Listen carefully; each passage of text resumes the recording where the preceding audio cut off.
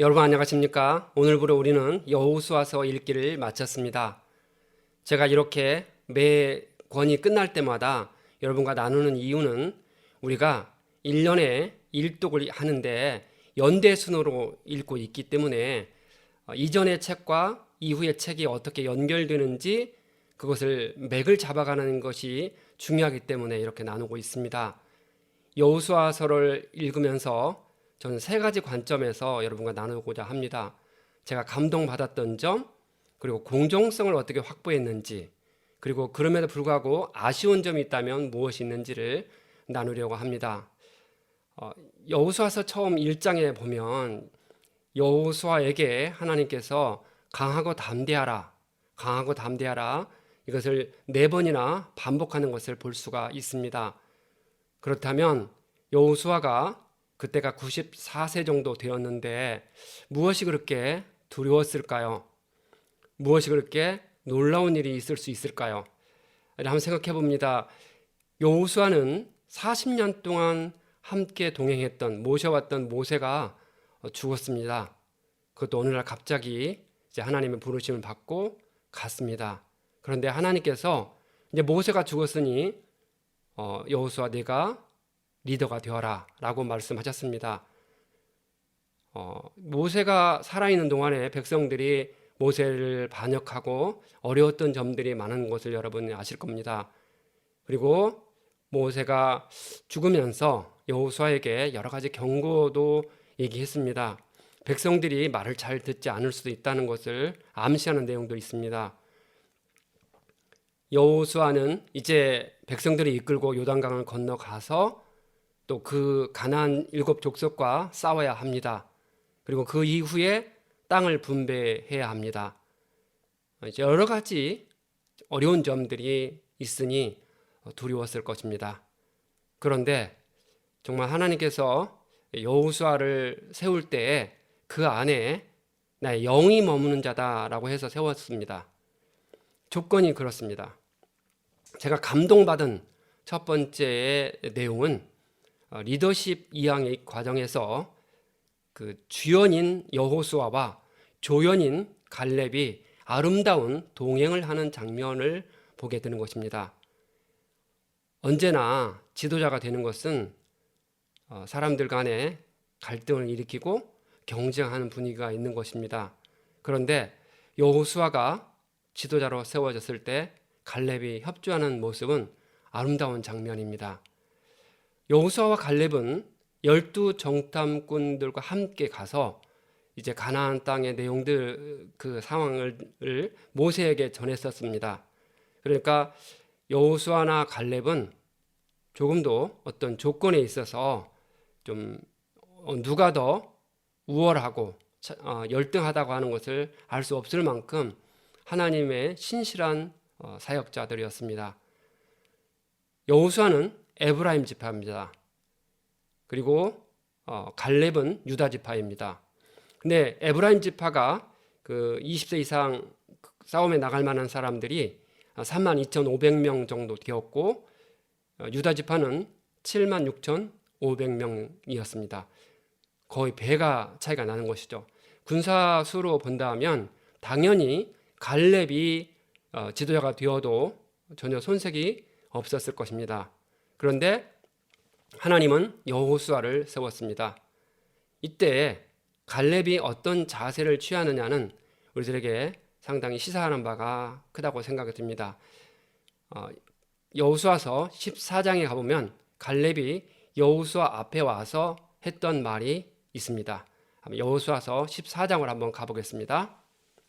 여호수아서 14장 6절입니다. 그때에 유다 자손이 길갈에 있는 여호수아에게 나아고 그니스 사람 여분네 아들 갈렙이 여호수아에게 말하되 여호와께서 가데스 바나에서 나와 당신에게 대하여 하나님의 사람 모세에게 이르신 일을 당신이 아시는 바라.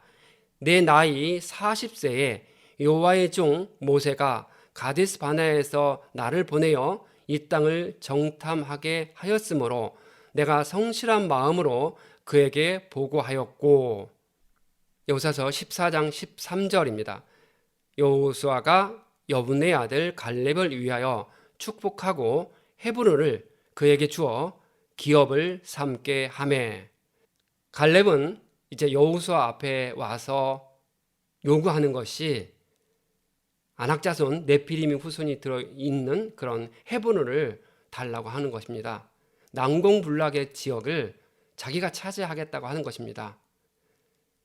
갈렙이 어떤 특권을 누리고자 여호수아를 찾아온 것이 아니라 함께 하겠다는 것입니다. 그럴 때 여호수아가 갈렙을 축복하고 보냈습니다. 누구보다도 갈렙이 반기를 들 수가 있었을 것입니다. 여러분은 모세를 반역했던 그 백성들의 내용들을 알고 있습니다. 여호와께서 모세와만 함께 하시느냐, 이렇게 말하면서 거스르고 반역했던 내용들 나옵니다. 여호수아의 입장에서 본다면 갈렙이 만약에 반역을 일으키고 만약에 그 하나님의 그 리더십 결정에 따르지 않았다면 아주 어려운 일이 발생될 수 있을 것입니다. 그런데 갈렙은 이렇게 결정을 하였습니다. 여호수아를 돕고 그래서 그 어려운 땅을 차지하기로 그렇게 마음을 먹었던 것입니다. 이 아름다운 동행이 이 공동체에 평안함을 주었을 것입니다. 앞으로 있을 다윗과 요나단, 그리고 예수님과 세례 요한과의 관계에서도 다루겠지만 이렇게 하나님이 정해주신 주인공과 그리고 기꺼이 들러리를 했던 그 사람들이 아름다운 동행이 공동체를 평안하게 이끌었습니다. 제가 이 부분에 대해서 깊은 감동을 받은 것입니다. 두 번째로 살펴볼 것은 공정성입니다. 첫 번째 공정성은 과연 이스라엘 백성들이 가나안 원주민을 쫓아내는 것이 공정한가, 정당한가 하는 것이고, 또 하나는 땅을 분배하는 과정에서 공정성을 어떻게 유지했는가, 이것을 한번 나눠보도록 하겠습니다. 먼저 하나님께서 이스라엘 백성을 통해서 가나안 족속들을 물리치라 이렇게 말씀하셨는데 그것은 심판입니다. 일종의 심판인데 그 심판이 공정했는가, 정당했는가의 문제를 우리가 제기할 수가 있을 것입니다. 여러분은 여호수아서를 읽을 때 하나님께서 가나안 족속들을 다 쫓아내고 어린 아이들까지 진멸하라 이런 내용들을 보면서 상당히 불편함을 느낄 수가 있습니다. 그런데 하나님은 창세기 때 노아 홍수 사건에서 노아 가족 8명을 제외하고 모두 심판하셨던 내용도 알고 있고요. 그리고 그 이후에 모세를 통해서 바로 왕을 항복시킬 때 10가지 재앙으로 심판하는 것을 볼 수가 있습니다. 그렇다면 하나님은 심판주로서 정말 공정하신 분인가? 심판주로서 어떤 정당성을 갖고 있는가? 우리는 그것을 인정하게 됩니다. 그분이 창조주이시고 주인이시기 때문에 그렇게 심판할 수가 있는 것입니다. 앞으로 이제 심판주로 오실 예수님께서 심판하실 때에도 우리는 그것을 공정하고 정당한 것으로 받아들이게 되는 것입니다. 왜냐하면 그분이 주인이시기 때문입니다. 또 한편으로서는 그 가나안 족속들이 가지고 있는 문화와 또 종교 의식, 우상 숭배 이런 것들은 전 세계를 병들게 하는 그런 하나의 상징적인 의미를 갖고 있습니다. 그래서 하나님은 가나안 족속을 심판해야 한다고 하는 그런 정당성을 주신 것이죠. 아무튼 이 가나안 족속들이 갖고 있는 그 문화와 그리고 신앙은 이스라엘 백성들이 배워서는 안 되고 그것은 전염시키고 그리고 그들을 병들게 하기 때문에 제거한 것입니다. 그런데 그러한 가나안 족속들의 풍습을 제거하고 또한 가나안 족속 쫓아내는데 그것이 가나안 족속들에게는 어떤 유익을 줄 수 있을까요? 병든 상태에서 오래 사는 것 바람직하지 않죠. 먼 훗날에 이제 하나님은 그것을 알려주십니다. 실제로 여호수아에서도 보면 가나안 족속이라고 해서 무조건 징벌하거나 심판하는 것은 아니고 또 이스라엘 백성이라고 해서 봐주는 건 아닙니다. 아간 사건에서 볼 수 있듯이 아간이 잘못을 했을 때 심판을 받고 또 그 가족 전체가 죽는 것을 볼 수 있습니다. 라합은 가나안 족속이었지만 그가 분명한 신앙 고백을 하고 하나님 중심으로 살았기 때문에 구원을 받는 것을 볼 수가 있습니다. 민족에 따라서 구원받고 안 받고가 결정되는 것이 아니라 어떤 신앙 고백을 하면서 살아가느냐, 세워져 있느냐에 따라서 심판과 그리고 구원이 결정된다는 것을 알 수 있습니다. 이제 또 다른 공정성의 문제는 이제 토지 분배와 관련된 것입니다. 이스라엘 백성들이 가나안 땅을 정복하고 난 다음에 각 지파별로 땅을 분배해야 합니다. 어디나 땅 분배하는 것은 쉽지 않은 일들입니다. 땅 분배하는 곳에서 공정성을 찾는 세 가지 이유를 한번 찾아볼 수 있습니다. 첫 번째는 제비뽑기라는 방법을 사용했다는 것입니다. 제비뽑기는 다툼을 그치게 합니다. 제비뽑기에 하나님의 섭리가 함께 하셨기 때문에 그렇게 각 지파에게 가장 맞는 합당한 그런 땅을 주셨을 것이라고 생각했기 때문에 제비뽑기를 통해서 땅을 분배할 때 공정성이 확보될 수 있었습니다. 두 번째는 리더들의 어떤 솔선수범입니다. 지도자인 여호수아와 갈렙이 그 땅 분배하는 과정에서 본을 보였습니다. 먼저 갈렙을 본다면 갈렙은 제비뽑기를 하지 않았습니다. 이제 모세와 함께 그 약속했던 하나님의 명령을 따라왔기 때문에 제비뽑기를 하지 않고 대신에 난공불락의 지역인 헤본을 또 차지하고 그것을 전쟁을 통해서 얻어내는 그런 과정이 있었습니다. 여호수아의 경우를 살펴보겠습니다. 여호수아는 땅 분배 과정이 모두 마쳤을 때 여호수아가 자신의 지파인 그 에브라임에서 작은 땅을 차지하게 됐습니다. 중심 지역에서 떨어진 곳을 차지하게 됐죠. 여러분, 이 장면을 보면서 지도자가 특권을 누리지 않고 오히려 주변 지역이 아닌 또 그 인근 지역으로 땅을 분배받고 그것도 산악지대를 받아서 여호수아가 그 사는 것을 보면 백성들이 공정하게 받아들였을 것이라고 생각을 합니다. 지파별로 땅을 분배하는 것도 공정해야 했지만 지파 내에서 땅을 분배하는 것들도 공정해야 했을 것입니다. 물론 성경 본문에는 지파 내에서 그 땅을 어떻게 분배했는지는 알 수 없습니다. 거기서 제비뽑기를 했는지 알 수는 없지만 여전히 그곳에도 그 제비뽑기의 정신이 깃들어 있어서 아마 공정했을 거라고 생각을 합니다. 그러니까 그 공동체가 안정이 있었던 것이죠. 또 하나는 아주 중요한 또 공정성을 확보한 일이 있었는데요. 여호수아와 므낫세 지파, 에브라임 지파에 있었던 사건입니다. 여호수아는 요셉 자손, 즉 에브라임 지파입니다. 에브라임 지파와 므낫세 지파가 땅 분배 과정을 마치고 난 다음에 여호수아를 찾아왔습니다. 우리 땅이 좁다. 그러니 더 넓은 땅을 주거나 더 달라고 그렇게 얘기를 합니다. 성경 전체에서 이렇게 땅 분배 과정에 불만을 품고 여호수아를 찾아온 지파는 없었습니다. 그들이 왜 찾아왔는지, 진짜 땅이 부족하다고 해서 찾아왔는지, 아니면 여호수아가 자신의 친족 지파의 지도자이니 더 봐달라고 온 것인지는 정확히 알 수는 없습니다. 분명한 것은 그들이 찾아왔을 때 여호수아의 반응입니다. 여호수아는 에브라임 지파나 므낫세 지파의 사람들에게 스스로 개척하라고 하였습니다. 제가 지난번에 그 방송에서도 말씀을 드렸듯이 이것이 저는 친인척 관리의 모델이라고 생각을 합니다.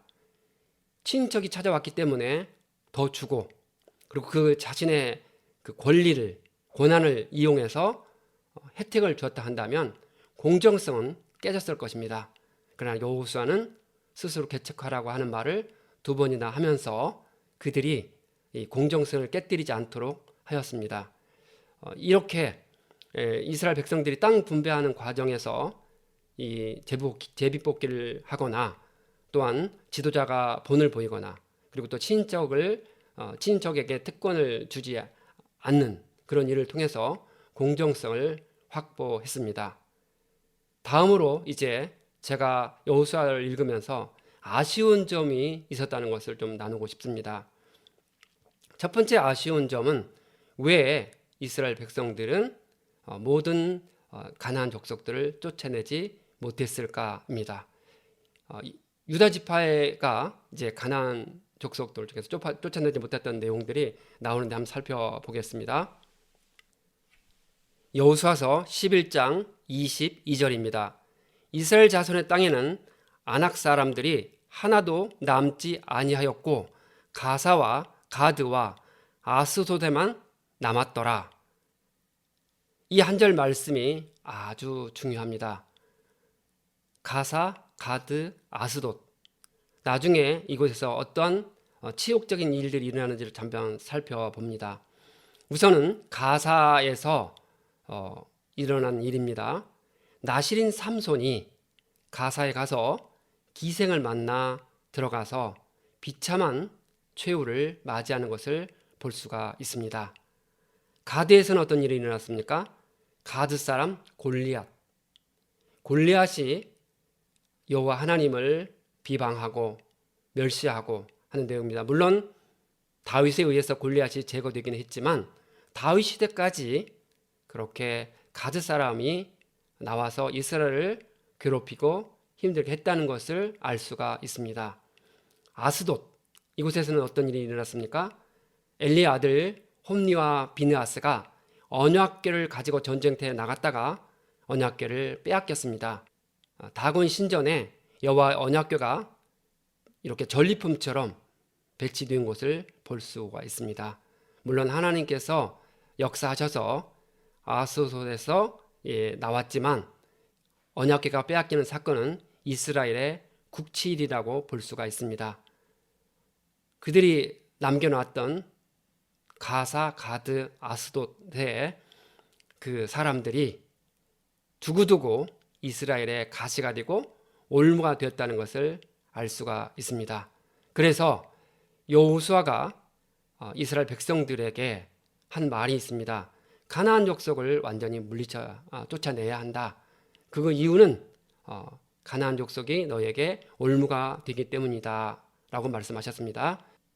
여호수아서 23장 12절입니다. 너희가 만일 돌아서서 너희 중에 남아있는 이 민족들을 가까이 하여 더불어 혼인하며 서로 왕래하면 확실히 알라. 너희의 하나님 여호와께서 이 민족들을 너희 목전에서 다시는 쫓아내지 아니하시리니 그들이 너희에게 올무가 되며 덫이 되며 너희의 옆구리에 채찍이 되며 너희의 눈에 가시가 되어서 너희가 마침내 너희의 하나님 여호와께서 너희에게 주신 이 아름다운 땅에서 멸하리라. 우리가 역사를 이제 살펴보면 이 말씀대로 되었습니다. 우리는 내일부터 사사기 읽을 것인데요. 사사기에 보면 이스라엘 백성들이 하나님 앞에서 악을 행하고 이 말씀의 기준대로 살지 못해서 너무나 많은 어려움을 겪게 되는 것을 볼 수가 있습니다. 가나안 족속들이 그들의 올무가 되고 가시가 되어서 찌르고 아프게 하는 사건이 벌어지게 됩니다. 왜 이런 일이 벌어졌을까요? 참 아쉽습니다. 그러니까 이 아쉬운 점을 여러분에게 나누는 것은 다음 사사기를 읽을 때 도움이 될 수 있기 때문입니다. 또한 아쉬운 것은 여호수아가 왜 리더를 세우지 않고 죽었는가입니다. 여호수아가 약 94세에 모세의 죽음을 경험했고 110세에 죽었습니다. 그런데 왜 여호수아는 자기 다음으로 리더를 세우지 않고 죽었을까요? 물론 여호수아는 모든 정치 과정이 신정 정치가 이루어지고 제사장 중심으로 말씀이 백성들에게 전해지고 백성들은 모세 오경의 말씀의 기준을 두고 살아갈 것이라고 생각했기 때문일 수 있습니다.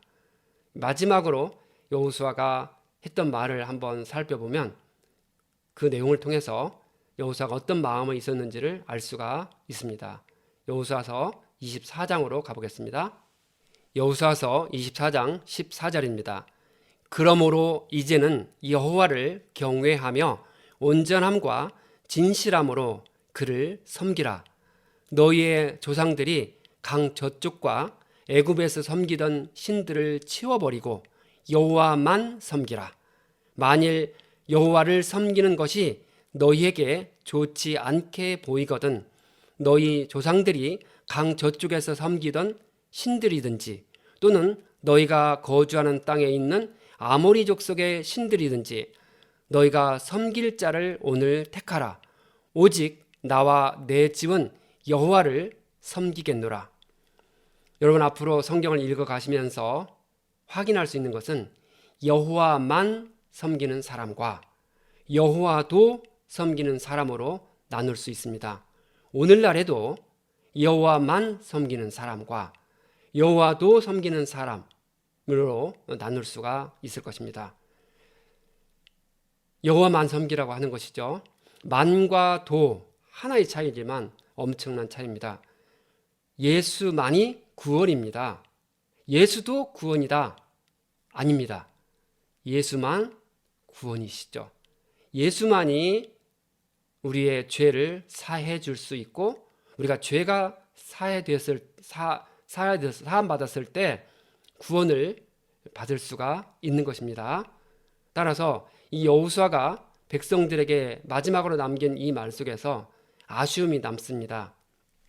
본인은 여호와만 섬기겠다. 본인의 가정은 여호와만 섬기겠다. 너희 가정들도 잘 섬기라. 어쩌면 부탁이고 협박처럼 느껴지는 이 말씀인데요. 그대로 되지가 못했다는 것입니다. 그것은 여러 가지 이유가 있을 것입니다. 모세 오경의 말씀을 바르게 가르치는 일이 없었고 다음 세대는 그것을 잊어버렸기 때문입니다.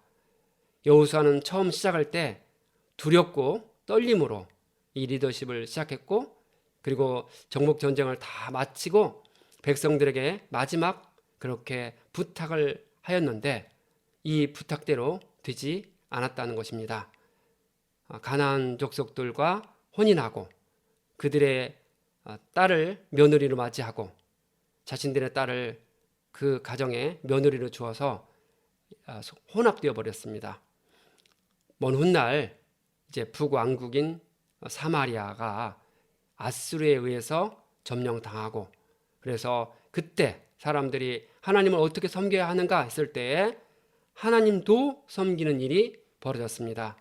그래서 하나님께서 징벌을 내리셨고 그때 이런 얘기가 나옵니다. 여호와도 섬기는 것이 아니라 여호와만 섬기라고 하는 것입니다.